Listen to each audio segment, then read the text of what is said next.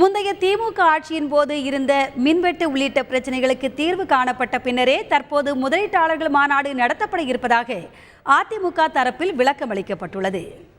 இந்த மகாநாடு நடக்காது என்று கருதியவர்கள் கனவிலே கல் விழுந்ததைப் போல இந்த மாநாட்டினுடைய நடவடிக்கைகளை இன்றைக்கு நடக்கப் போவதறிந்து ஆத்திரத்தில் பொறாமையில் இன்றைக்கு பழிதூற்றுவதற்கு ஏதும் கிடைக்காத சூழலில் வெள்ளை அறிக்கை கேட்கிறார். வெள்ளை அறிக்கை கேட்கிற யோகியதை ஸ்டாலினுக்கு இல்லை. திமுக ஒன்றும் எதிர்க்கட்சி கூட கிடையாது. ஒரு குழுவுக்கு தலைமை தாங்குகிற இந்த பேர்வழி ஒரு வாரிசு அரசியலினுடைய உச்சத்தை தொட்டிருக்கிற ஸ்டாலின் வெள்ளை அறிக்கை கேட்க யோக்கியதை இல்லை. இதையே முன்னாடியே நடத்தல, ஆட்சிக்கு வந்து 4 வருஷம் கழிச்சு நடத்துறாங்கன்னு கேட்கிறாரு.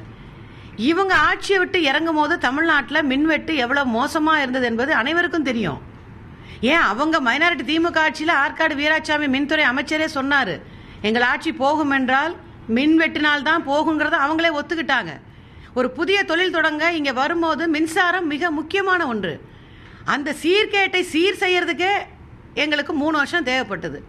இப்போ அந்த மின்சார வெட்டையெல்லாம் நீக்கி 5000 மெகாவாட் அதிகமாக மின்சார உற்பத்தி பண்ணி தொடர்ந்து அதிக மின்சார உற்பத்திக்கான திட்டங்களையும் அம்மா ஏற்படுத்தி நடத்தி கொண்டு இதுதான் சரியான நேரம் என்பதனால் இந்த மாநாட்டை நடத்துறாங்க.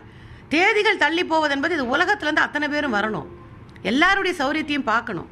அதன் மூலமாக இந்த தேதி இப்பொழுது நடக்கப் போகிறது.